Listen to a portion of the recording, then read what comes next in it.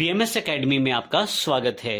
पिछले सेशंस में हमने जीएसटी रिटर्न्स को समझा, किस प्रकार से हम ये रिटर्न के प्रोसेस को फॉलो करते हैं, जीएसटी नेटवर्क क्या है और किस तरह से ये हमारी सभी सेल्स परचेजेस को एक जगह रख के हमारे लिए आसान कर देता है सभी रिटर्न्स को फाइल करना।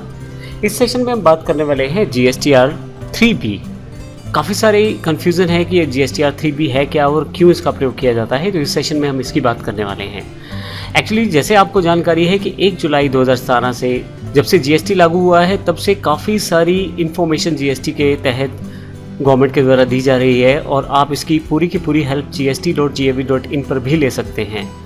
परंतु जीएसटी काउंसिल ने डिसाइड किया है कि इनवॉइस वाइज रिटर्न जो पहले 2 महीने के लिए है, अर्थात जुलाई 17 और अगस्त 17, इसमें थोड़ा सा रिलैक्सेशन देते हुए जीएसटी काउंसिल द्वारा यह तय किया गया है कि पहले 2 महीने जुलाई 2017 और अगस्त 2017 के लिए इनवॉइस वाइज रिटर्न को थोड़ा सा डिले कर दिया गया है। आप इसको बाद में भर सकते हैं। कब भर सकते हैं, नीचे वाले टेबल में मैंने डेट्स स्पेसिफाई की है। जुलाई 2017 के लिए GSTR 3B को आपको 20 अगस्त 2017 को भरना है, जिसमें आप समराइज इन्फॉर्मेशन देने वाले हैं अपनी परचेज और सेल्स के रिगार्डिंग, जिसमें आपको सेल्स का पूरा इन्फॉर्मेशन आपको प्रॉपरली देना है।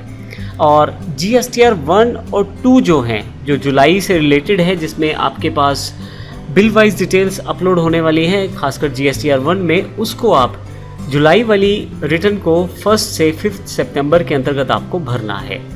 और इसी तरह से GSTR 2 जो अवेलेबल रहेगी वो 6 से 10 सितंबर आपके पास अवेलेबल हो जाएगी, जुलाई वाली रिटर्न सितंबर के महीने में।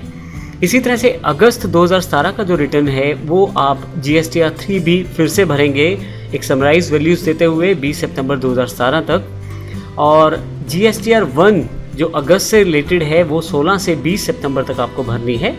और GSTR 2 जो है अगस्त 2017 से जो रिलेटेड है वो 21 से 25 तक आपके पैनल में दिखाई देनी शुरू हो जाएगी।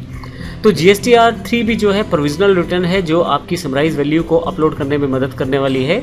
जब तक कि आप अपने सिस्टम में प्रॉपरली जीएसटी से हैप्चुअल नहीं हो जाते या जीएसटी की इम्प्लीमेंटेशन को प्रॉपरली नहीं समझ लेते, तब तक के लिए जीएसटी काउंसिल ने 2 महीने अगले आपको यह समय दिया है। तो इस केस में जो बिल वाइज रिटर्न्स हैं वो GSTR 1 और 2 की जाएंगी तो है, परंतु थोड़ा सा डिले करते हुए